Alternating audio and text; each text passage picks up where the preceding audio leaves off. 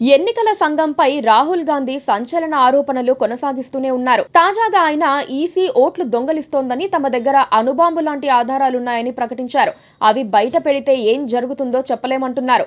తప్పులు చేసిన ఈసీ అధికారులు రిటైర్ అయిపోయినా సరే వెదికి తీసుకొచ్చి శిక్షిస్తామని కూడా హెచ్చరించారు. రాహుల్ గాంధీ ప్రకటన విధానపరంగా ఈసీ పనితీరును ప్రశ్నిస్తోన్న పార్టీలకు అత్యంత కీలకమైనవి.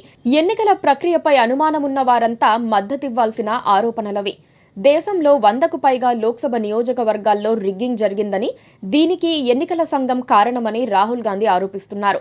ఓట్ల చోరీ జరిగిందని తీవ్రమైన ఆరోపణలు చేస్తున్నారు. ఈ నియోజకవర్గాల్లో ఏపీ, తెలంగాణకు సంబంధించిన నియోజకవర్గాలు ఉన్నాయా లేవా అన్నది చెప్పలేదు. త్వరలో ఆధారాలు విడుదల చేస్తామంటున్నారు. కానీ ఎన్నికల అక్రమాలు జరిగాయని బీఆర్ఎస్, వైసీపీ ఆరోపణలు చేస్తున్నాయి. ఇలాంటి సమయంలో వైసీపీకి, బీఆర్ఎస్కు ఇంతకంటే మంచి అవకాశం రాదు. కేవలం ఈవీఎంల వల్లే ఓడిపోయామంటున్న వారు రాహుల్తో కలిసి తమ వద్ద ఉన్న ఆధారాలు ఇచ్చి పోరాటం చేయాల్సిందే.